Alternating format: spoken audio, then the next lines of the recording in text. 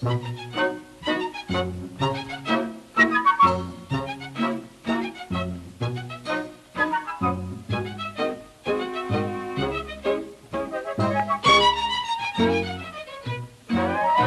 me demandez pas si j'aime la grâce, ne me demandez pas si j'aime pas.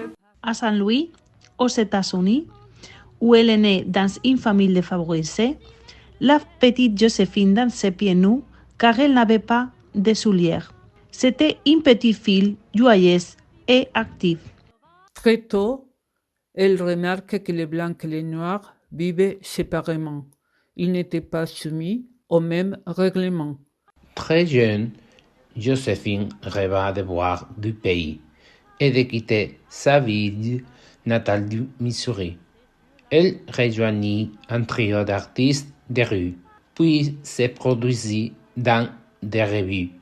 Joséphine tenta sa chance à New York et obtint un rôle du jour au lendemain dans un théâtre de music hall. Elle comprit qu'elle ne pouvait réussir aux États-Unis, face à une société marquée par la ségrégation. Joséphine décida de tenter sa chance à Paris, où elle pourrait vivre pleinement sa passion.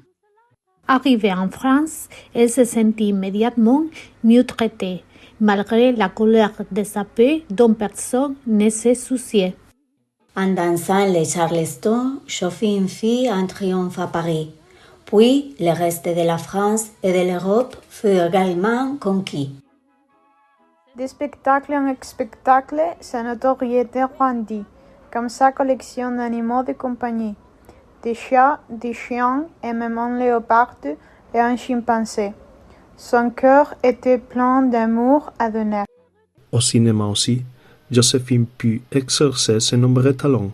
Elle fut la première actrice noire que l'on vit sur grand écran. Lorsque la Seconde Guerre mondiale éclata, elle rejoignit la résistance, se battant pour la liberté et l'égalité une partie de son existence, et organisait ses concerts en fonction de ses missions.